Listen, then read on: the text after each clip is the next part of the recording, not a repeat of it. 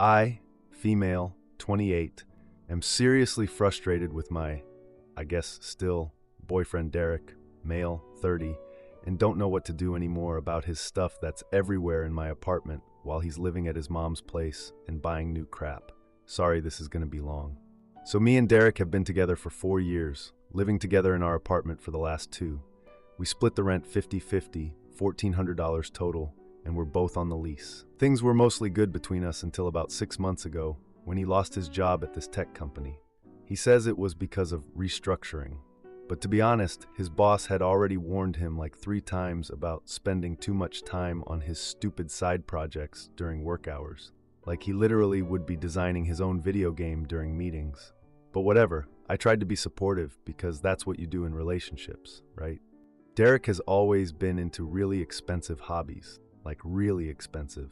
He has this whole gaming setup that probably costs like $2,000 plus, all these designer clothes, and these limited edition figurines from games that he's super proud of. Our apartment isn't even that big, and his stuff takes up so much space. I've always been supportive of his hobbies because they make him happy or whatever. When he first lost his job, he seemed to be looking for work pretty hard. He was on his laptop all day and would tell me about all these jobs he was applying for. I believed him and thought he was being really dedicated to finding something new. Now I realize he was only applying to like senior positions and stuff way above what he's qualified for. He only has 3 years experience, but was applying for jobs requiring 10 plus years. We started fighting about money pretty much right away. I'd come home and he'd have a new figurine or some expensive limited edition whatever, and I'd ask how he could afford that while unemployed. He'd get super defensive and say it was his money and he needed these things for his mental health. I'd try to talk about rent and bills, and he'd just shut down. Then about 2 months ago, I came home from work, where I'd been stressing all day about a big presentation, and Derek was packing a suitcase. He told me he was moving back in with his mom. He didn't even have the decency to wait until after my presentation that I'd been working on for weeks. I ended up staying up all night redoing my portfolio because I was too upset to focus after our fight. It was such a weird conversation. He was just throwing clothes in a suitcase while I asked what he was doing. He said he needed space and was going to his mom's for a while. When I asked if we were breaking up and how long a while meant, he was super vague and just said it was temporary until he figured some stuff out. I reminded him we still had 4 months on the lease, and he promised he'd keep paying his share of rent and bills. Then I looked around at all his stuff, his gaming setup taking up the entire desk, his collectibles on every shelf, his clothes filling most of the closet. I asked about his stuff, and he just casually said he'd come back for it soon once he was settled, whatever that means. I tried to get him to tell me when he'd come get it, and he got all irritated and said I was pressuring him when he was already stressed. So I backed off because I thought maybe this was just a phase or something. He only took clothes and some personal items, leaving behind all the expensive stuff. The first month after he left, he actually paid his rent on time. I was relieved thinking, okay, at least he's being responsible about this one thing. But then I saw on Instagram that he was buying new expensive stuff at his mom's place. He posted photos of a brand new gaming setup, why, when he has one here, and new collectibles, while telling me he couldn't afford to pay his share of the utilities. The second month, last month, he started making excuses about being short on cash for rent. Meanwhile, he's posting about his new limited edition whatever on social media. I'm working overtime at my graphic design job and had to dip into my savings to cover the entire rent by myself. I've tried to contact him so many times about either paying his share or coming to get his stuff. I had to cancel plans with my best friend Zoe 3 weekends in a row because Derek kept saying he would come get his stuff and then just not showing up. No call, no text, nothing. And then he'd say something came up the next day. I'm so tired of this. Every time I text him about it, he says he'll get to it when he can and that I shouldn't touch his things. Like he thinks his stuff can just live here rent-free when he isn't even paying rent. Yesterday, he texted me saying that they're his things, and if I touch any of it, we're done, and that he'll pay me when he has money. But he clearly has money for new games and collectibles. I'm seriously struggling here. I had to skip a payment on my student loans last month because I couldn't cover everything by myself. I'm picking up extra freelance work, but it's not enough. I'm starting to think about selling his stuff to cover what he owes me. I know that sounds extreme, but I don't know what else to do. I checked, and his collection is probably worth at least a few $1,000s. But I'm worried about the legal issues. Both our names are on the lease, and technically it's his property in our shared apartment. I feel like I'm going crazy. Am I being unreasonable here? Is there something else I should try before taking such a drastic step? He owes me like $1,400 at this point, his share of rent for 2 months plus utilities. Edit. Holy crap, this blew up while I was at work. Thank you all for the advice and support. A lot of people are asking about small claims court. I'm looking into it, but honestly I can barely afford rent right now, let alone court fees. No, we never had any formal agreement about what happens if one person moves out. The lease just has both our names on it. And yes, I've tried talking to his mom, but she always says, "You need to work this out with Derek," and hangs up.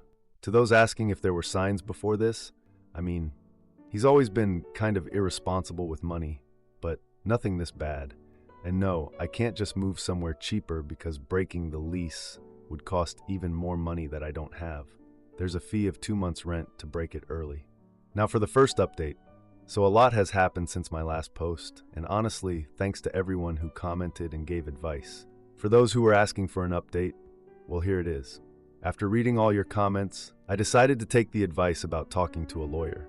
I found this tenant rights attorney who could do a consultation for $200, which I absolutely could not afford right now, thanks Derek. I actually had to pawn my grandmother's silver bracelet to cover it, which made me feel like absolute garbage. I literally sat in my car in the pawn shop parking lot sobbing for like 20 minutes after. That bracelet was the last thing she gave me before she died, and I promised I'd never sell it, but I guess that's just another thing Derek ruined. Anyway, the lawyer was actually super helpful.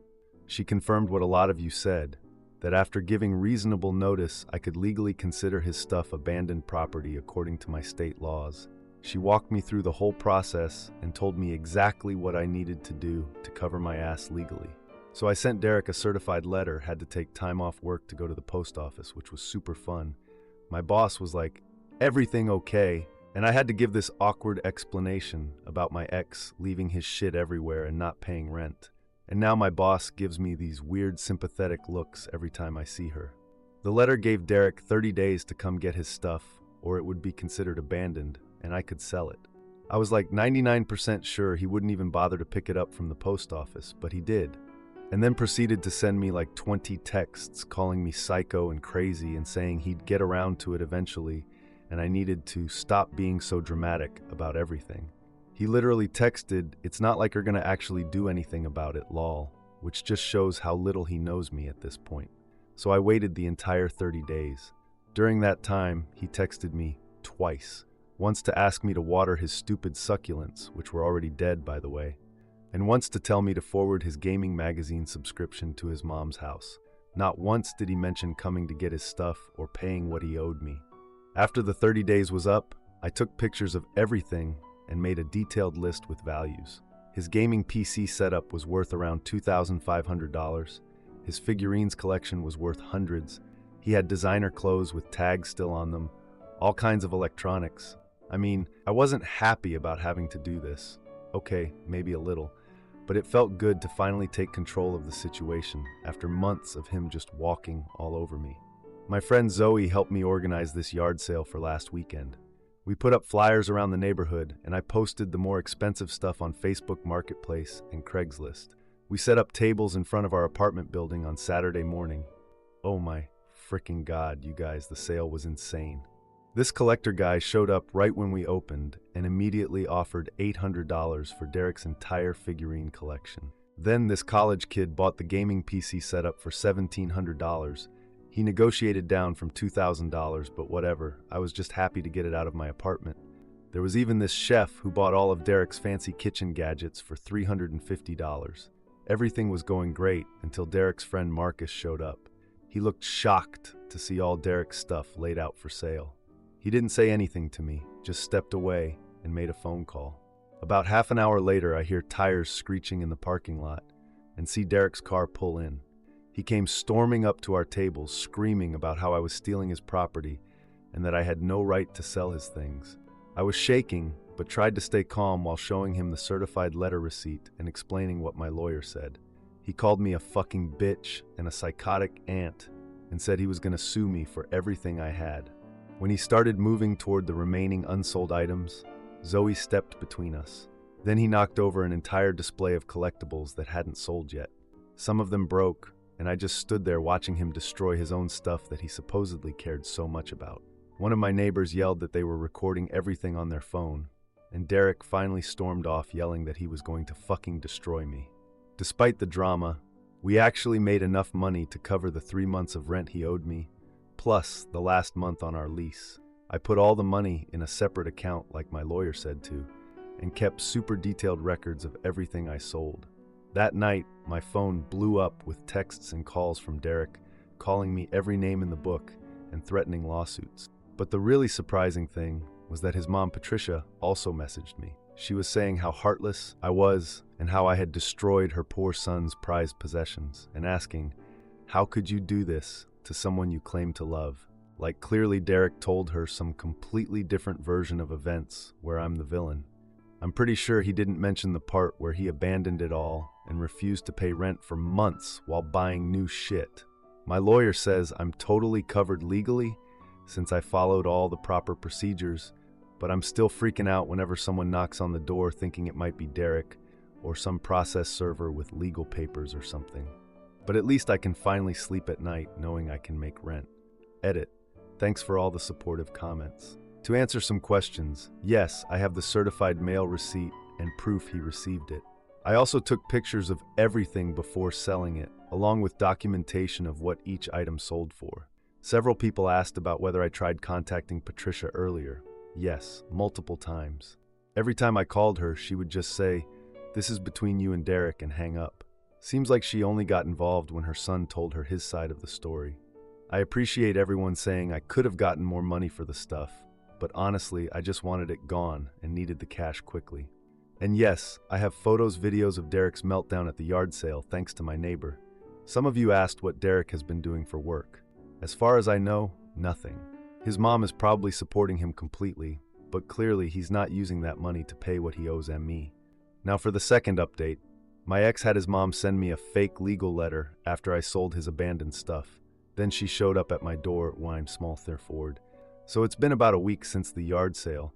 Thanks to everyone who sent supportive messages, by the way. It really helped me not feel like a complete monster for selling his stuff. So last Wednesday I get home from work. Had to stay late again because my boss keeps piling on projects, and I'm sorting through my mail. There's this super official looking envelope with Patricia's, Derek's mom, return address on it. I immediately got that sick feeling in my stomach, you know. I open it and it's this very official looking letter claiming to be from Johnson, Miller & Associates law firm. I googled them, they don't exist, lol. Threatening legal action against me for theft and unauthorized sale of property belonging to Derek.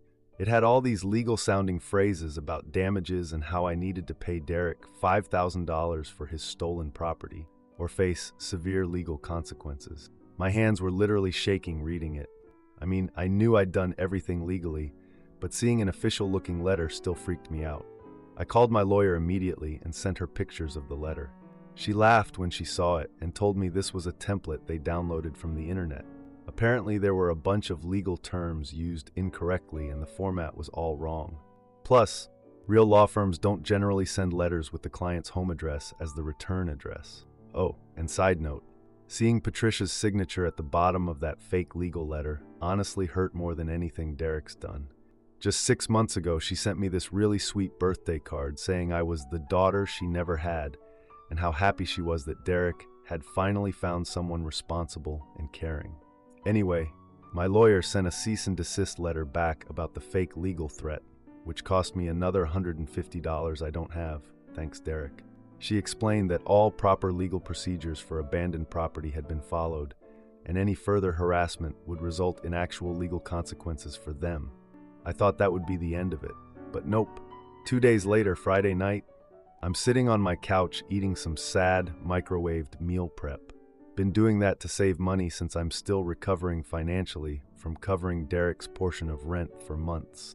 I've got Netflix on, and I'm just trying to have one peaceful evening when there's this knock at the door. I'm not expecting anyone, so I look through the peephole, and it's Patricia, standing there alone, looking nothing like her usual perfect self. Her hair was all messy and she wasn't wearing any makeup, which I've literally never seen before because she's always super put together. I honestly didn't know what to do. Part of me wanted to just pretend I wasn't home, but also I was kind of curious what she was doing there without Derek. And I'm not gonna lie, I felt zero sympathy for her after that fake legal letter stunt, except I totally did because she looked absolutely terrible. I know that contradicts what I just said, but emotions are weird, okay? I opened the door, but stood in the doorway so she couldn't come in. She immediately started crying, asking how I could do this to Derek and saying I'd ruined everything he cared about. I tried to stay calm and told her I followed all the legal procedures after giving him multiple warnings over months. I told her I tried to contact both of them dozens of times, sent a certified letter giving him 30 days notice, but he ignored everything. She looked confused and said Derek told her I had been refusing him access to get his stuff. I showed her all the texts I'd sent Derek over the past few months, including the many times I had specifically arranged for him to come get his stuff, and he just never showed up. I could literally see her face change as she was reading through the texts. I watched her expression shift from anger to confusion to something else. One of my neighbors was in the hallway staring at us, so I reluctantly invited Patricia inside. She sat down on the couch, and I noticed her looking around at all the empty spaces where Derek's stuff used to be. I brought out the certified letter and the delivery confirmation and handed it to her. She quietly told me Derek had said he was still paying his portion of rent. I actually laughed at that and showed her my bank statements proving Derek hadn't paid anything in 3 months. And then she put her head in her hands and said he lied to her about everything. I had no idea how to respond to that. I awkwardly offered her some tea because I didn't know what else to do. While I was in the kitchen, she started talking. Turns out she's been giving Derek money every month that she thought was going toward rent. Meanwhile, he's been posting on social media about all his new purchases. I pulled up his Instagram and showed her posts from the past few months. The new gaming setup, the collectibles, all that stuff he bought while telling her he needed money for rent. She completely broke down. And then she told me something that made me want to cry too. Patricia is a widow. Derek's dad died 3 years ago, and she's living on a fixed retirement income. She told me she'd been dipping into her emergency savings to give Derek the money for rent because she believed him when he said he was just needed help temporarily. At first, I thought she was just trying to manipulate me with the tears. But as she kept talking, I realized she was genuinely upset by her son's lies. She confessed that she's enabled Derek his whole life, from doing his school projects to paying off his credit cards multiple times. She said Derek's dad had always tried to make him more responsible, but she would undermine these efforts because she wanted to be the good parent, and now she realizes how much damage she's done. She redecorated Derek's childhood bedroom into a home office after he moved in with me, believing he was finally independent. That's why he's been sleeping on an air mattress in her living room, and he's been complaining about it non-stop, apparently. Then she pulled out an envelope from her purse and handed it to me. It was full of cash, the exact amount Derek owed me for rent and utilities. She said she'd emptied her emergency savings account to pay me. I was conflicted because I needed that money. But then she mentioned she had been saving that money for cataract surgery that her insurance will only partially cover, and now she'd have to delay it. I couldn't take her surgery money, so I suggested a payment plan instead where she could pay me back in smaller amounts over time. We were sitting at my kitchen table working out a schedule when the door opened. I forgot to mention that Derek still has a key, which I'm getting changed this week. Derek walked in and froze when he saw us together. The look on his face when he saw his mom sitting at my table with all these payment plan notes spread out. Patricia immediately stood up and confronted him about all his lies. The rent, the belongings, everything. Derek tried to say I had manipulated his mother and turned her against him. Patricia showed him her empty savings account statement and asked how he could let her drain her surgery fund when he was spending thousands on gaming equipment. He claimed he was going to pay her back once he got on his feet, and Patricia got really angry. She pointed out that he'd bought over $3,000 in gaming equipment while claiming he was too broke to pay rent. She told him she'd talked to my attorney and everything I did was completely legal since he abandoned his property after being given proper notice. You guys should have seen his face. It got all red and blotchy, the way it always does when he's caught in a lie and has no escape. Patricia told him she was cutting off all financial support immediately, Derek started complaining about how he has nowhere to go and nothing left. And Patricia just said he could continue living with her only if he got a job within 2 weeks. Then Derek turned to me and asked if any of his things were left unsold. I had actually prepared for this moment. I handed him an envelope containing detailed receipts for everything I sold, what each item sold for, and how the money was applied to his debt. He snatched it from my hand, glanced at it, then stormed out and slammed the door so hard my neighbor knocked to check if I was okay. That was about 3 months ago, and things have finally stabilized. I found a new roommate, this awesome girl named Maya, who actually pays her rent on time. Imagine that. We renewed the lease without Derek's name on it, and I've slowly started rebuilding my savings. Patricia followed through on her ultimatum. Derek finally found a job at some electronics store after she threatened to make him truly homeless. I know this because Patricia and I still talk occasionally. She sends me updates and has apologized many times for raising such an entitled son. She even sent me a small care package on my birthday last month. Derek still complains to our mutual friends about how vindictive I was for selling his things, but from what Patricia tells me, he slowly started repaying her. She had to delay her eye surgery by 6 months because of the financial setback, which makes me feel horrible, even though I know it wasn't my fault.